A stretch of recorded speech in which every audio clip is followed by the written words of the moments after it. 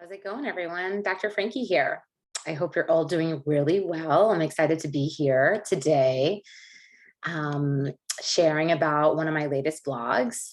Also, I want to encourage you to share, comment, follow me on YouTube because every week I usually post an updated vlog. And if you want to follow me on Instagram, you can find me at Dr. Frankie Bashan at Instagram. So that's DrFrankie, Bashan, B as in boy, ASHAN.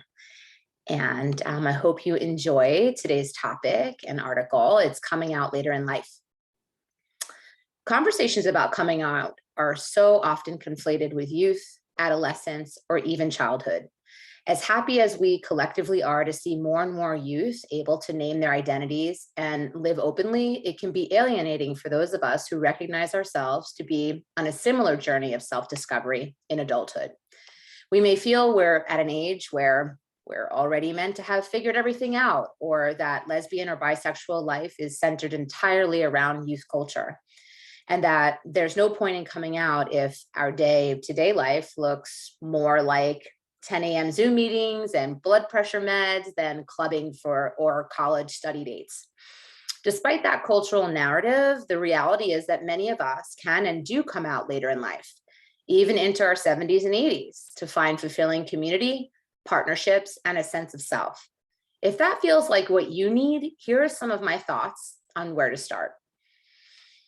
Compassionately let go of your assumptions.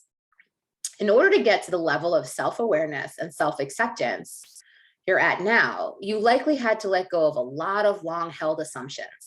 That if you were gay, you would already know. That everyone secretively felt the way you did. That no one else felt the way you did. Or that your life would be over if you ever came out. It's great to have worked on challenging those somewhat and to be in a place of working on noticing the ways in which real life is less black and white than those assumptions would presume. Even now, though, there's a good chance you're unintentionally adopting a whole new set of assumptions, ones that run through your mind in moments of fear, anxiety, loneliness, or shame. They might sound like any of these.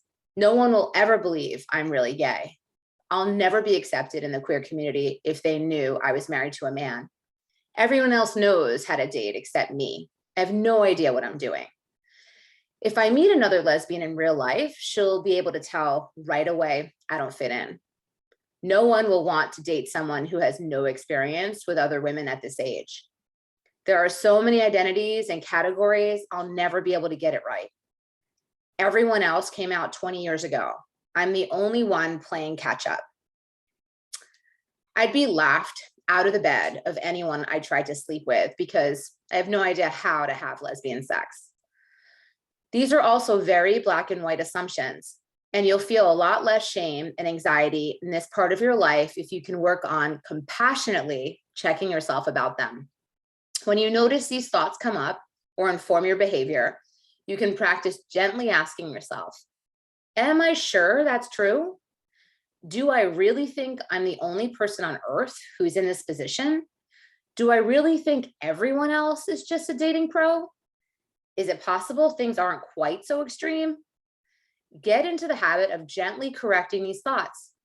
It's true, I'm not as experienced with lesbian sex as some people might be. There was also a time when I didn't know anything about sex at all, and I learned. Everyone has something to learn, and I'm still a caring, attentive partner who brings a lot to the table. Focus on community, not just dating. Entering the dating pool as someone who came out later in life can be intimidating. In some ways, finding queer friends can feel almost even scarier. Making real friends in adulthood is hard for anyone, and it may feel like it's not worth the risk. But queer communities of friends are one of the most affirming and joyous parts of being out. And getting to know other gay women will help you check some of those assumptions. You may find that everyone else doesn't have it as figured out as you imagine they do, and you have more in common than you thought. A special characteristic of queer communities is that the commonalities in our experience bring us into relationships with each other in unique and unexpected ways. You may feel like you have more to share with a 22-year-old who also just came out and who you meet through a local community group than the straight friends you've known all your life. If you're a cis woman, you may find trans women in your community you feel a lot of connection with. They also frequently have their lesbianism called into question. If you're a lesbian who came out later in life, you may find more shared ground with bisexual women than you had expected. They also have their identity invalidated if they haven't always dated women. Also, while having a community is key outside of dating, there's no more classic gay meet cute than meeting as friends first. Okay, but what about dating? Even people who have been out for years find gay dating challenging. For that matter, so do straight people. Dating is just hard. Any feelings of inadequacy or insecurity can feel magnified in the vulnerability of wanting to find a partner, and you might imagine that everyone else knows things or has the experience you don't. The good news is that generally speaking, lesbian dating isn't a totally new and foreign enterprise. The key is to show up authentically and with openness to another person, communicating directly and naming what you want. The things you know about yourself and your skills prior to coming out, how you like to flirt, how you demonstrate an interest in someone, the things you bring to a relationship are all still true.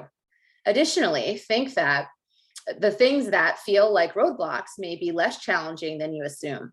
While straight culture often tells us that older women are less desirable or objectionable as relationship partners, age gap relationships are very popular in the lesbian community, meaning your dating pool includes women of all ages. And there are solid dating app choices for lesbian women over 30.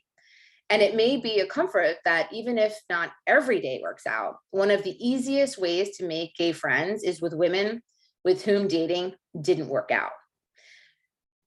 Basically, if you want more information about the age gap relationships, I've written several articles, so visit my blog at www.littlegaybook.com. If you want to hear more about the dating app options, I've written many blogs about that as well.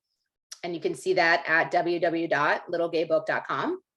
And thanks so much for tuning in and checking out what I have to share. And I hope to see you all next week.